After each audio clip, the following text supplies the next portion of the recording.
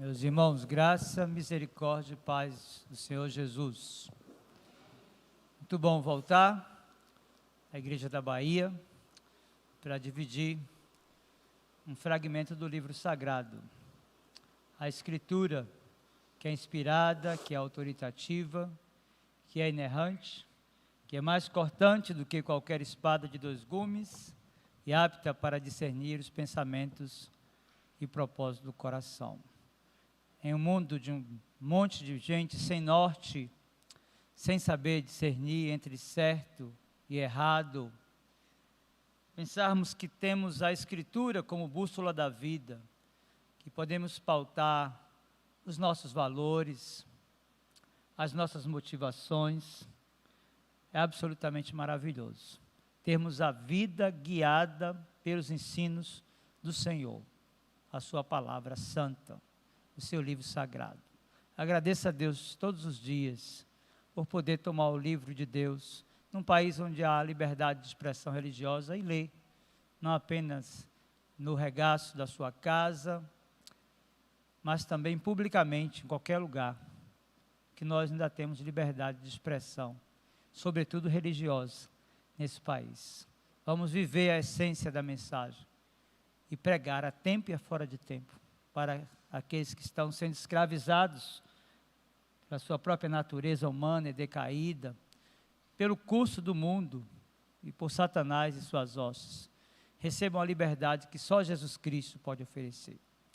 Nós vamos expor o finalzinho do Sermão do Monte. Quero convidá-los a abrir a palavra de Deus no Evangelho de Mateus, capítulo 7. E, mesmo assentados, quero convidá-los a acompanhar a leitura dos versos do 24 ao 29. Mateus, finalzinho do Sermão do Monte, capítulo 7, a partir do 24 e até o verso 29. Acompanhe comigo esta porção da palavra de Deus. Todo aquele, pois, que ouve estas minhas palavras e as pratica, será comparado a um homem prudente que edificou a sua casa sobre a rocha.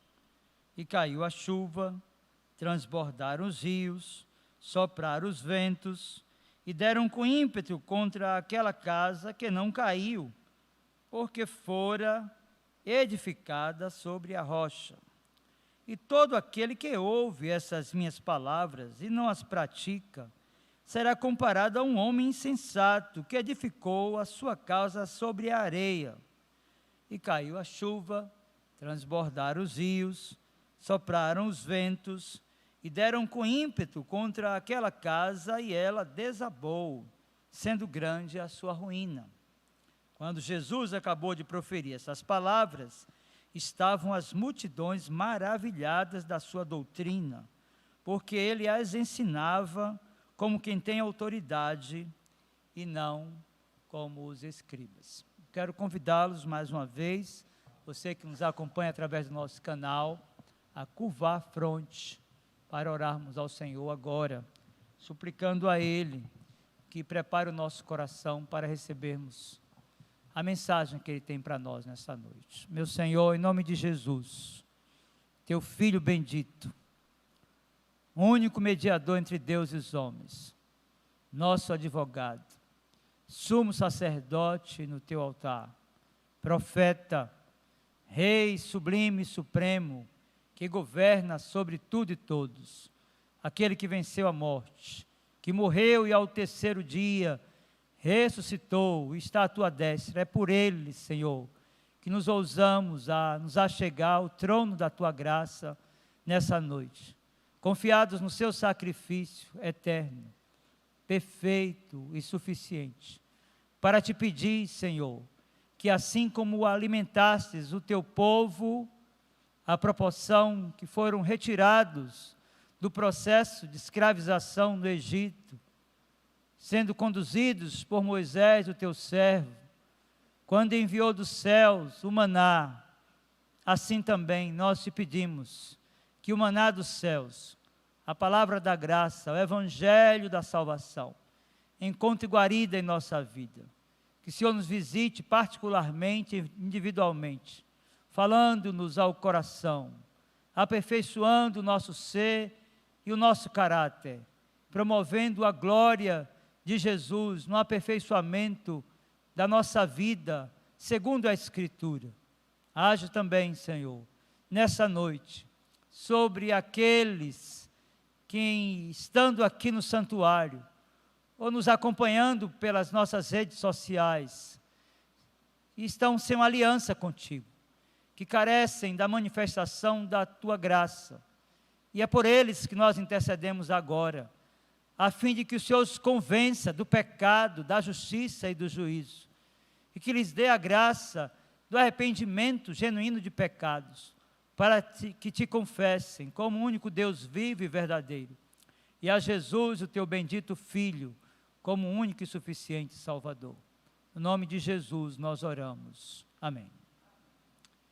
Meus irmãos, entender o que o Senhor Jesus desejou com esse sermão pregado no Monte das Oliveiras, é percorrê-lo inicialmente e entendê-lo, ainda que em uma visão panorâmica. A gente percebe que no início dessa mensagem, no capítulo 5, verso do 1 até o 12, Cristo passa a tratar sobre aquilo que nós passamos a conhecer como as bem-aventuranças. E ele declara como felizes aqueles que choram, aqueles que são mansos, aqueles que têm fome e sede de justiça. Ele declara como bem-aventurados ou felizes os que são misericordiosos, aqueles que são limpos e puros de coração, dizendo que esses são aqueles que verão a Deus.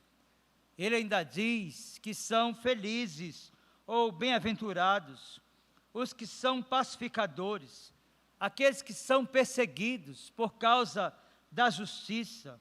E ele declara, porque deles é o reino de Deus. Meus queridos, a sequência dessa bela, impactante mensagem gloriosa nos revela que Cristo está a trabalhar e aperfeiçoar o caráter daqueles que deixaram a vida e abraçaram a sua missão. E após expor as bem-aventuranças, ele declara que os discípulos, eles são sal da terra e são luz do mundo.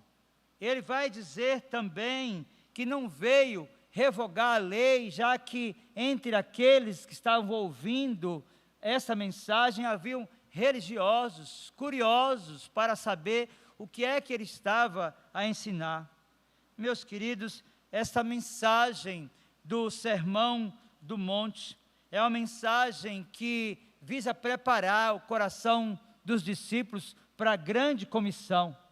E ele o faz também trabalhando as suas ansiedades. É aqui no Sermão do Monte que nós encontramos aquele fragmento da Escritura onde Cristo vai trabalhar a ansiedade daqueles que lhe seguiam, apontando para os lírios do campo e para as aves do céu, a fim de que eles aquietassem o coração, porque assim como Deus cuida da criação geral, de forma especial, Ele lida com o seu povo e supre cada uma das suas necessidades. Final do Sermão da Montanha, o texto que é objeto da exposição dessa noite, nos traz uma mensagem em que Cristo faz um apelo a fim de que eles se despertassem, já que no texto precedente ele trata daquelas questões que envolvem o dizer e o fazer. Agora então, nessa última parte do Sermão da Montanha, ele faz um contraste, apresentando a necessidade não apenas de ouvir, mas sobretudo de fazer. Meus irmãos queridos, nós podemos retirar daqui preciosas lições. Contudo, devemos atentar para o gênero no qual nós estamos diante nessa noite. Nós estamos diante de um gênero literário definido como parábola. E aqui nas parábolas, não somente nesta passagem, mas sobretudo nos evangelhos sinóticos, nós vamos encontrar as comparações sendo comuns na apresentação de algumas lições que os discípulos precisavam de entender. Então, aqui, nessa última parte do Sermão do Monte, Mateus capítulo 7, versos do 24 ao 27, Jesus está despertando os sentidos dos seus discípulos, dizendo para eles que assim como as casas são parecidas, assim também os cristãos professos. Percebam que aqui o Senhor Jesus está tratando daquilo que nós definimos como membros da igreja, no seu sentido visível. E na igreja visível, todos os crentes leem a Bíblia. Na igreja visível, todos os crentes, ou a maioria deles, se deslocam para os cultos na igreja. Na igreja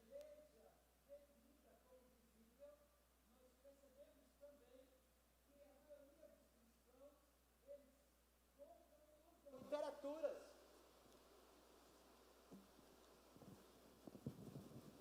De modo que essa comparação vai nos ajudar a entender inicialmente o que é que Jesus quer ensinar em Mateus capítulo 7, versos do 24 ao 27. Inicialmente, percebam que há uma mensagem clara aqui. Jesus está afirmando que viver e construir há sempre o que se fazer. A ideia aqui é que viver é construir ou edificar. Cristo está ensinando nessa passagem que há apenas dois fundamentos. E ele vai contar essa parábola, essa história, revelando que há dois tipos de solos pelos quais as pessoas resolvem fazer investimento quando resolvem construir. Então o texto diz, versos 24 e 25, volte seu olhar para o texto da Escritura, Mateus capítulo 7, versos 24 e 25. Todo aquele, pois, que ouve estas minhas palavras e as pratica, será comparado a um homem prudente que edificou a sua casa sobre a rocha. E caiu a chuva, transbordaram os rios, sopraram os ventos, e deram com ímpeto contra aquela casa, que não caiu, porque fora edificada sobre a rocha. Percebam inicialmente, meus irmãos e amigos, que Cristo apresenta o modo de construção. E nós temos aqui alguém que investiu recursos para comprar um terreno, mas que foi prudente em avaliar o que havia por baixo da superfície. Esta pessoa, compreendendo que as casas que são edificadas ao longo da história, elas sofrem os intempéries das tempestades, de tudo quanto pode vir sobre essas edificações e construções. O texto mostra que alguém que se dispôs a investiu em um terreno cuja base era uma base sólida. Cristo diz aqui que o modo de construção desta pessoa é exatamente a rocha. Mas na segunda parte, versos 26 e 27, ele vai revelar que uma outra pessoa resolveu também, de igual modo, investir recursos que estavam reservados para a compra de um terreno e para a construção ou edificação de uma casa, e o fez sem considerar o subsolo, ainda que a superfície do terreno onde uma casa foi construída sobre a rocha fosse tão semelhante da casa construída sobre a areia, a segunda parte do texto vai nos mostrar que alguém desavisadamente adquiriu o terreno em um lugar movediço. O texto diz: e todo aquele que ouve estas minhas palavras e não as pratica, será comparado a um homem insensato que edificou a sua casa sobre areia. E caiu a chuva, transbordaram os rios, sopraram os ventos e deram com ímpeto contra aquela casa, e ela desabou, sendo grande a sua ruína. Meus irmãos queridos, nós temos alguns ensinos preciosos aqui, nesses poucos versículos, nesses 4 versículos iniciais da exposição bíblica nessa noite. Do ponto de vista geral, o que a gente percebe aqui é que, em se tratando de uma mensagem dirigida à igreja visível, que nós podemos defini-la também como institucional, para todo ouvinte do Evangelho, a prova vai chegar.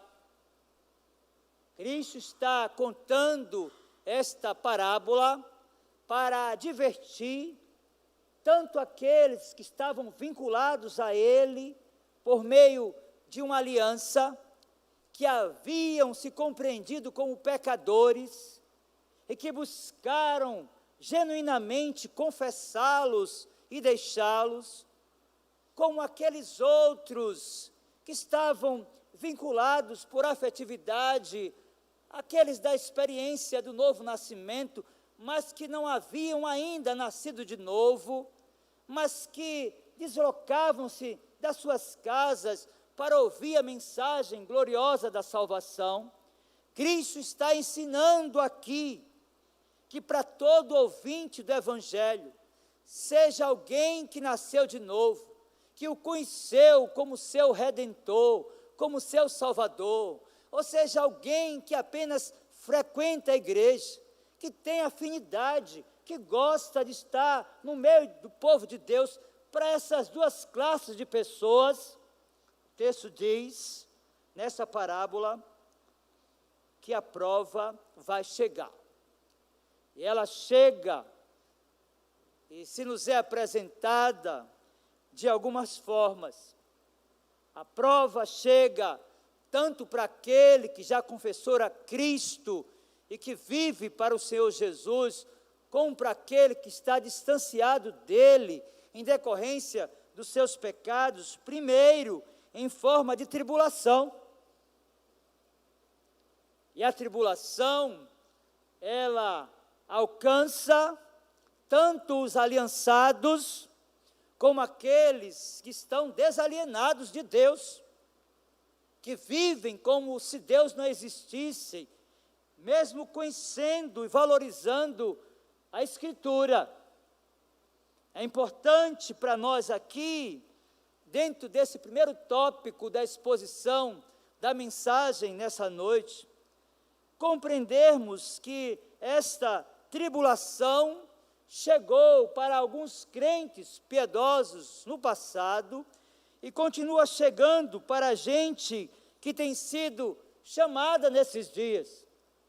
Isso já nos leva à compreensão que o slogan e que o ensino de algumas denominações evangélicas do nosso país, sobretudo aquela ideia do pare de sofrer, não tem qualquer relação com a mensagem gloriosa da salvação.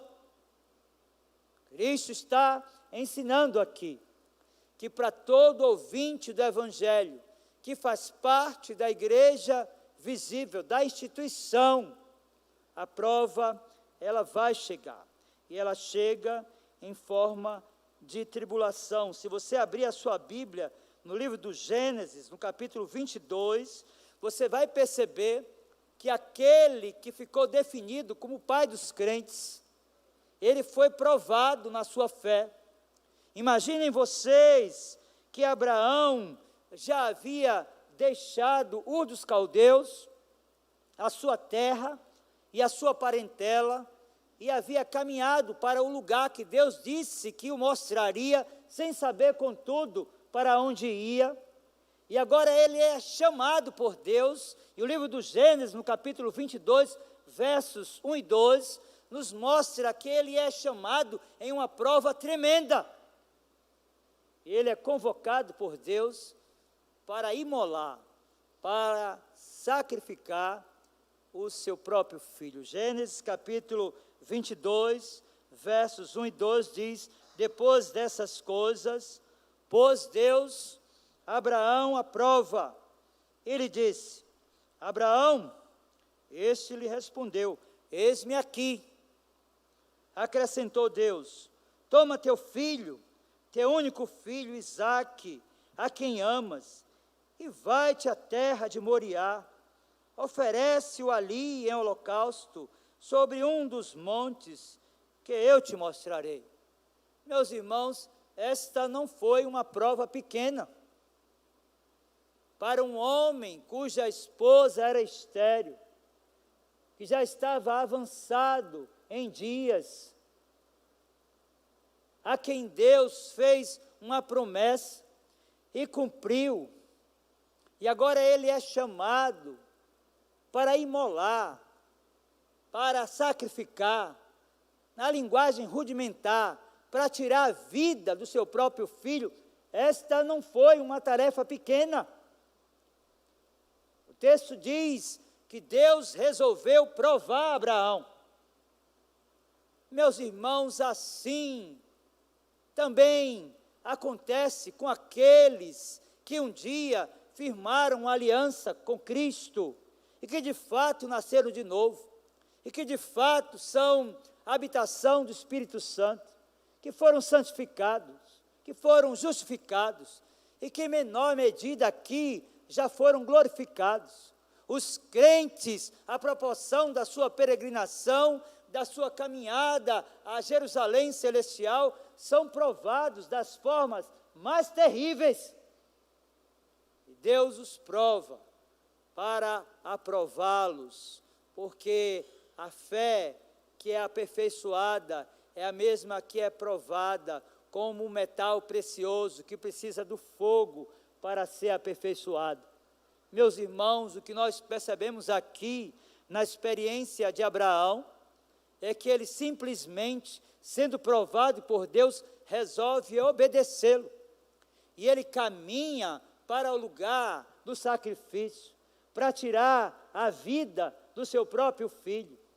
Meus queridos, a proporção que ele caminha para o lugar do sacrifício, Isaque, o seu filho, percebe que havia tudo ali, menos o cordeiro.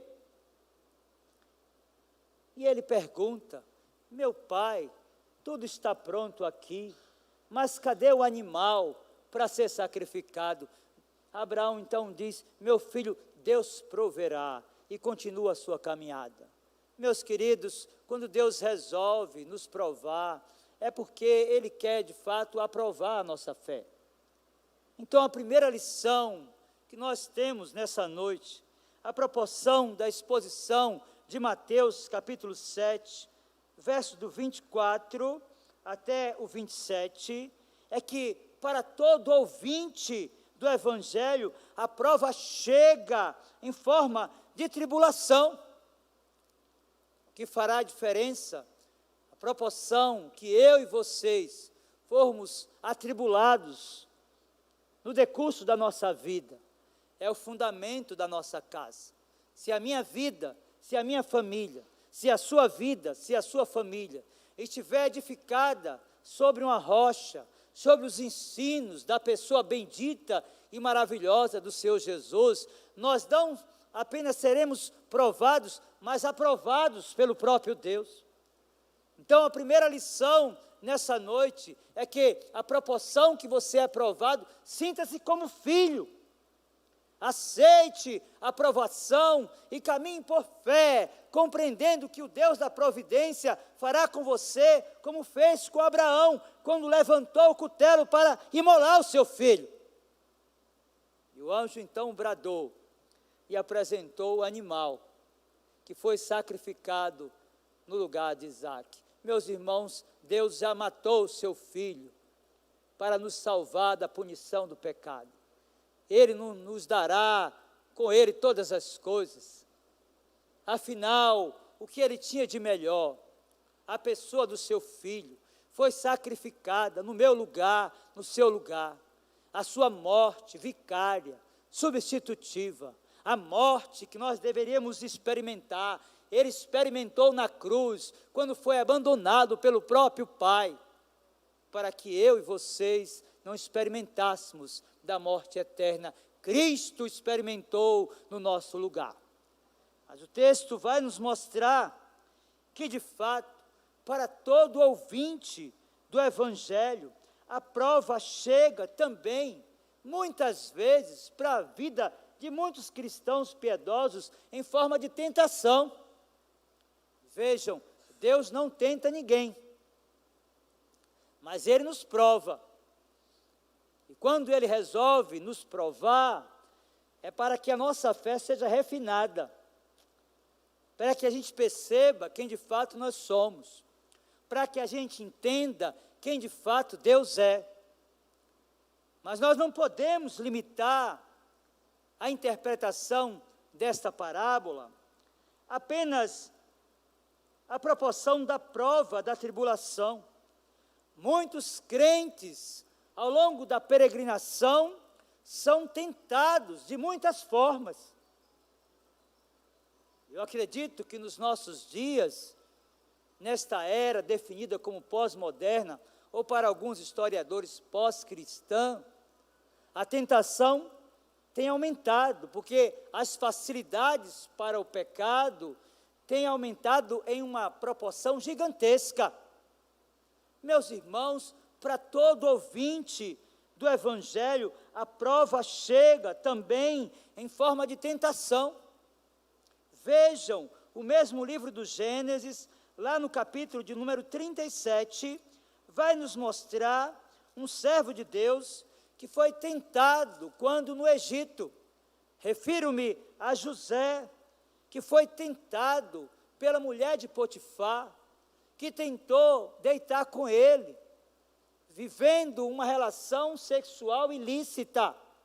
E aquele rapaz belo, que havia sido vendido pelos seus irmãos, sabendo que aquela relação sexual era uma relação sexual ilícita, tendo consciência de que deitar-se com aquela mulher casada era pecado, se dispôs a perder todas as vantagens que havia adquirido ao longo da vida no Egito para se manter fiel a Deus. Vejam, Gênesis, capítulo 39, a partir do 7, e também no capítulo de número 18, verso 3, o texto da Escritura nos diz assim, Gênesis 39, 7, diz, aconteceu depois dessas coisas, que a mulher de seu senhor pôs os olhos em José e lhe disse, deita-te comigo. Meus queridos, ainda no livro do Gênesis, agora, nesse capítulo 39, dando sequência à leitura até o versículo 18, nós vamos perceber que não foi pequena a tentação desse rapaz.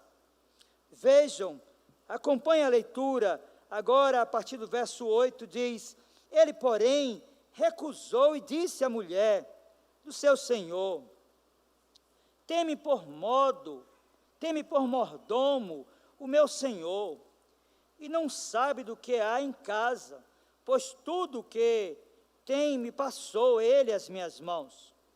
Ele não é maior do que eu nesta casa, e nenhuma coisa me vedou, senão a ti, porque és sua mulher. Como, pois, cometeria eu tamanha maldade e pecaria contra Deus? Falando ela a José todos os dias, e não lhe dando ele ouvidos, para se deitar com ela e estar com ela. Sucedeu que certo dia veio ele a casa para atender aos negócios, e ninguém dos de casa se achava presente. Então ela o pegou pelas vestes e lhe disse: deita-te comigo. Ele, porém, deixando as vestes nas mãos dela, saiu fugindo para fora. O final dessa história vocês já sabem. José foi caluniado, porque fugiu de uma relação sexual ilícita. E por causa dessa fuga, ele desceu à masmorra e ficou preso, porque ele tinha consciência que para todo ouvinte da palavra de Deus, a prova vai chegar, e ela chega muitas vezes em forma de tentação. Meus queridos, nós estamos vivendo em um mundo no qual nós somos tentados todo o tempo. Não são pequenas as tentações, e não há mais limite de idade para que alguém seja tentado pelo suborno, pela relação sexual ilícita, pela mentira e por tantas outras formas de pecado. Quando somos tentados, como José, devemos fugir do pecado, porque Deus que nos prova é o mesmo que nos sustenta no momento em que somos tentados. Meus queridos, o modelo de José nos mostra que até mesmo os jovens, sim, os jovens, que dizem tantas vezes que são vitimados pelos hormônios, pela própria idade e pela pouca experiência, o exemplo de José é o exemplo que nos mostra que nós podemos sim resistir à tentação, quando estamos vinculados a Deus, quando sabemos que de fato Ele nos permite certas situações na vida, nós podemos resistir à tentação, como também podemos ser atribulados e aprovados pelo próprio Deus. Mas, meus queridos irmãos e amigos, nós devemos compreender que para todo ouvinte do Evangelho, para aquele ou aquela que escuta a mensagem gloriosa da salvação, a prova vai chegar, e ela chega muitas vezes em forma de luto. Meus queridos, essa experiência que nós temos, não somente nesses dias, mas quando nós folheamos as Escrituras no passado.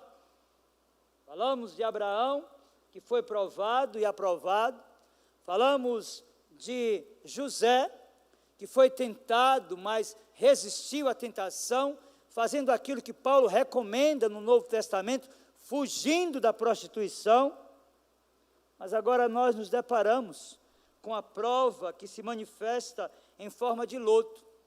Para tanto, nós devemos lembrar do registro da poesia dos Hebreus, no livro de Jó, lá no capítulo 1.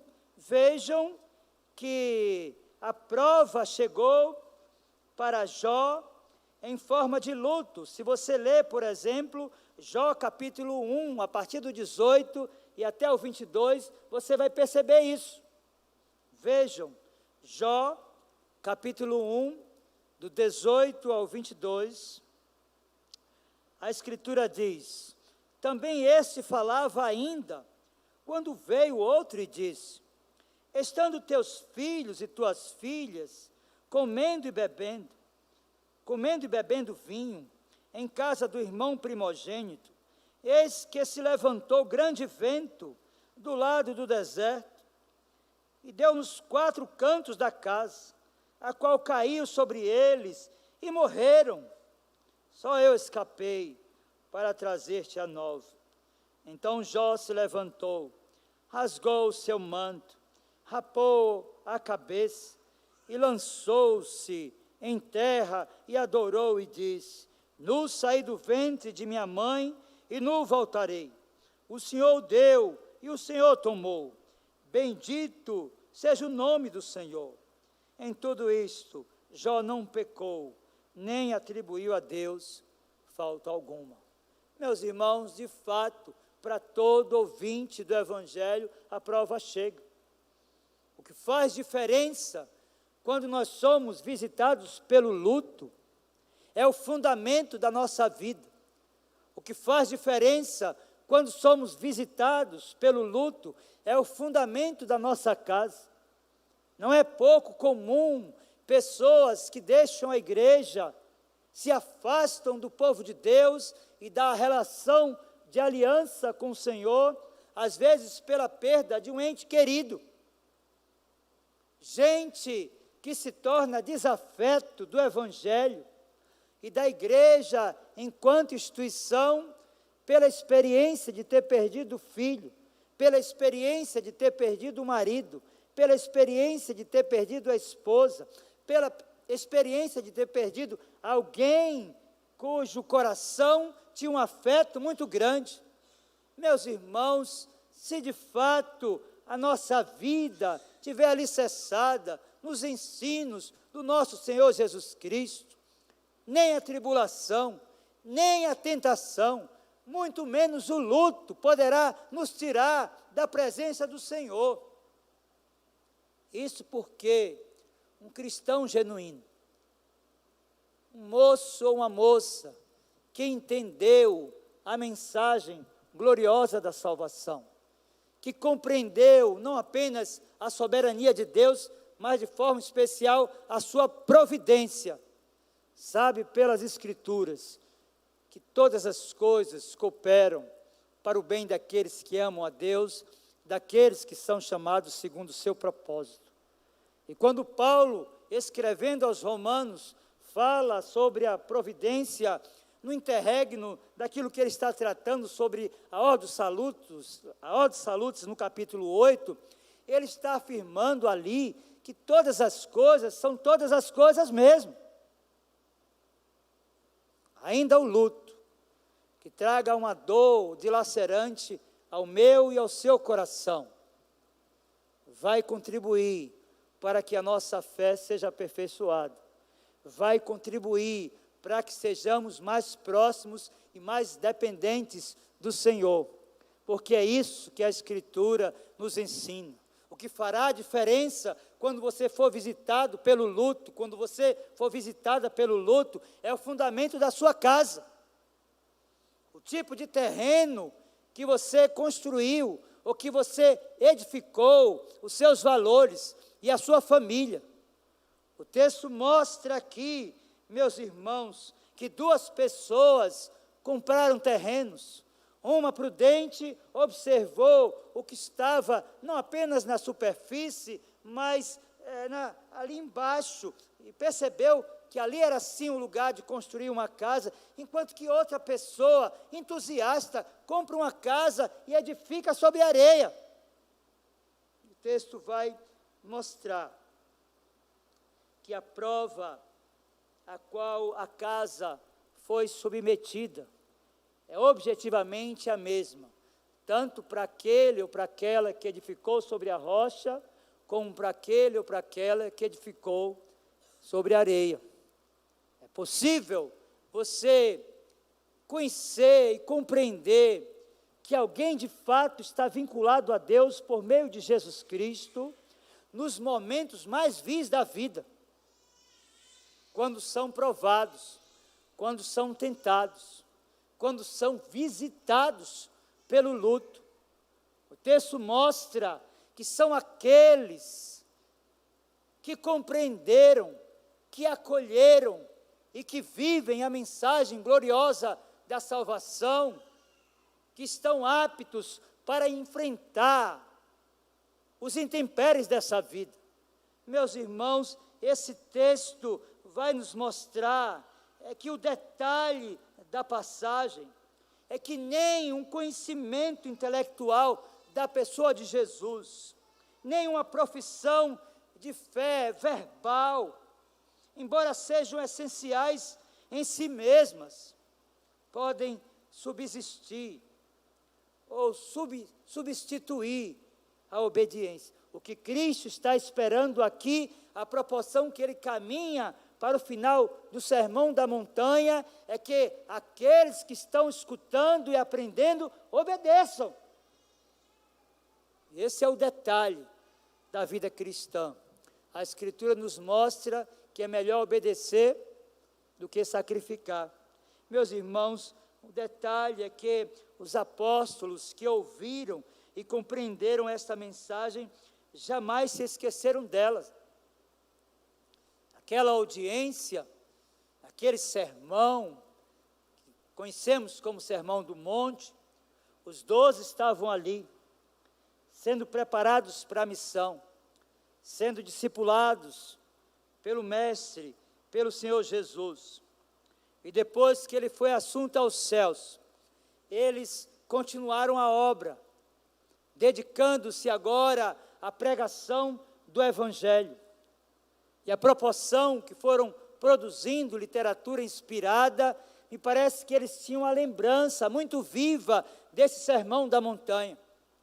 Se você folhear as Escrituras, você vai perceber, por exemplo, que João, o último dos apóstolos, a partir para a eternidade, jamais esqueceu os ensinos do seu Senhor.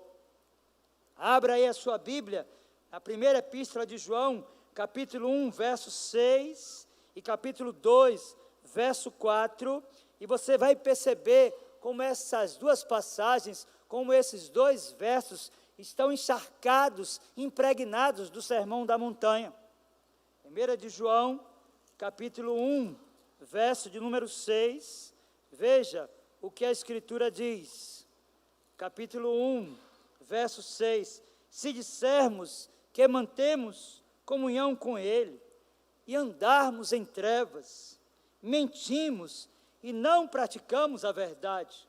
Capítulo 2, verso 4, aquele que diz, eu conheço e não guarda os seus mandamentos, é mentiroso e nele não está a verdade. Meus irmãos, João jamais esqueceu o Sermão do Monte. Como ele, nós deveríamos lembrar dessa passagem, a proporção que somos provados, a proporção que somos tentados, a proporção que somos visitados pelo luto. Meus queridos, o irmão do Senhor, Tiago, também lembrava com avidez desse sermão e certamente com saudade, quando Cristo pregava essa bela mensagem. E quando foi produzir literatura inspirada, na sua epístola, lá no capítulo 1, verso do 22 ao 25, ele revelou o quanto a sua mente estava encharcada do Sermão do Monte. Tiago, capítulo 1, a partir do 22 e até o 25, a Escritura diz, tornai-vos, pois, praticantes da palavra e não somente ouvintes, enganando-vos a vós mesmos. Porque se alguém é ouvinte da palavra e não praticante, assemelha-se ao homem que contempla no espelho o seu rosto natural, pois a si mesmo se contempla e se retira, e para logo se esquece de como era a sua aparência. Mas aquele que considera atentamente na lei perfeita, lei da liberdade, e nela persevera, não sendo ouvinte negligente, mas operoso praticante, esse será bem-aventurado no que realizar. Meus irmãos queridos e amigos, o Sermão do Monte se encerra com a forma pela qual os ouvintes dessa mensagem foram impactados pelos ensinos de Jesus. Vejam que na última sessão, versos 28 e 29, o fim do Sermão do Monte há o seguinte registro. Quando Jesus acabou de proferir essas palavras, estavam as multidões maravilhadas da sua doutrina, porque ele as ensinava como quem tem autoridade e não como os escribas. Meus queridos irmãos, percebam que Jesus ensinava e falava a verdade. Percebam que Jesus discorria sobre assuntos relevantes. Percebam que esse sermão também vai nos mostrar que ele ensinava não apenas com retórica, mas, sobretudo, das suas palavras emanava a autoridade que vem da própria palavra de Deus. Meus irmãos, nós iniciamos esta mensagem afirmando que para todo ouvinte do Evangelho a prova chega. E eu quero concluir a mensagem nessa noite, dizendo para vocês, em primeiro lugar, que é necessário estar pronto para enfrentar as provações.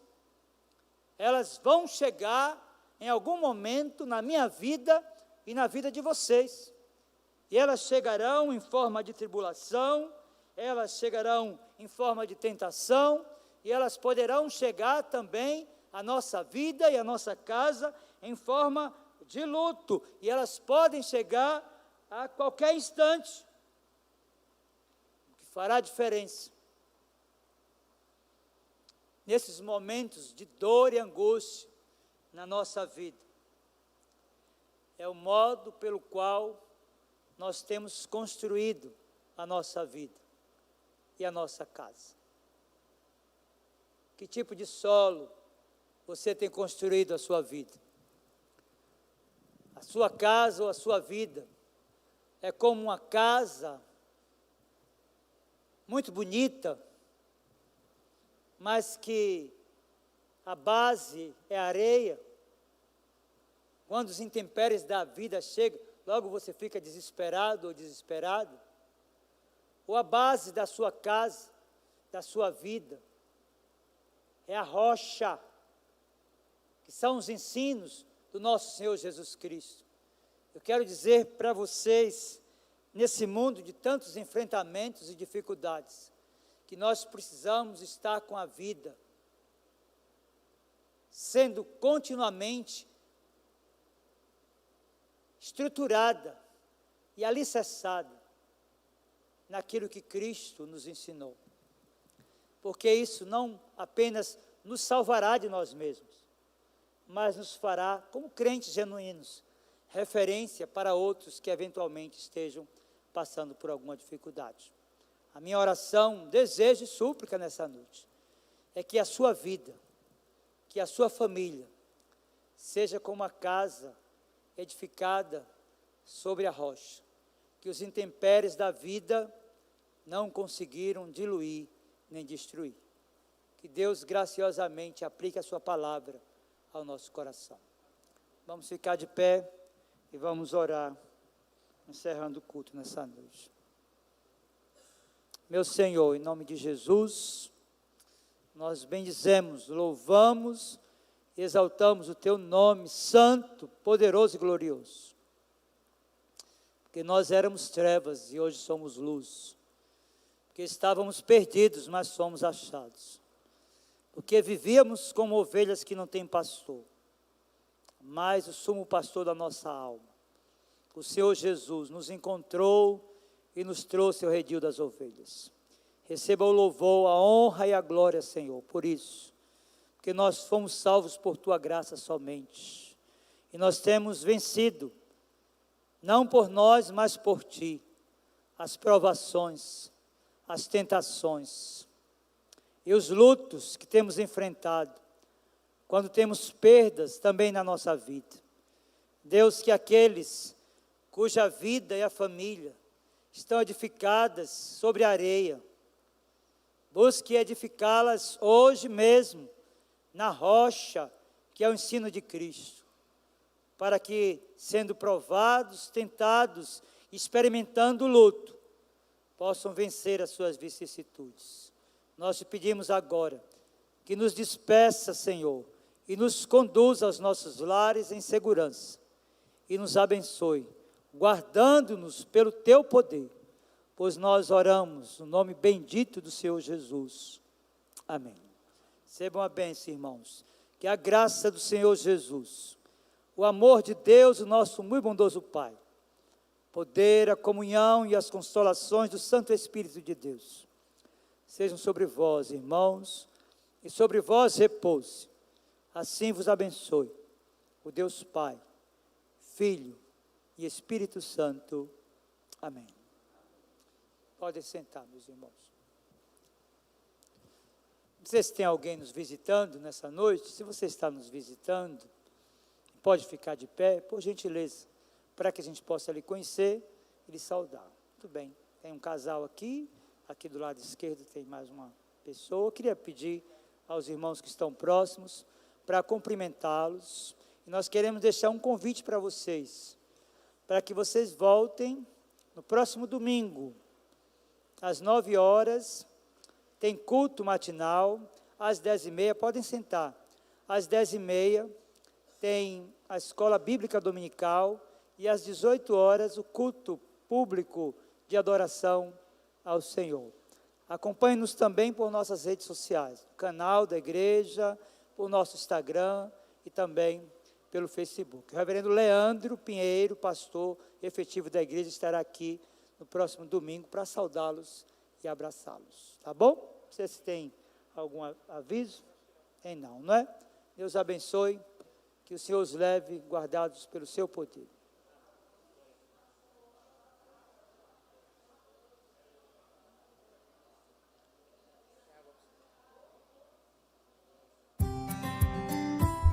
Obrigada por assistir. Inscreva-se no canal, ative as notificações, siga nossas redes sociais e compartilhe esta mensagem para que mais pessoas conheçam a palavra de Deus.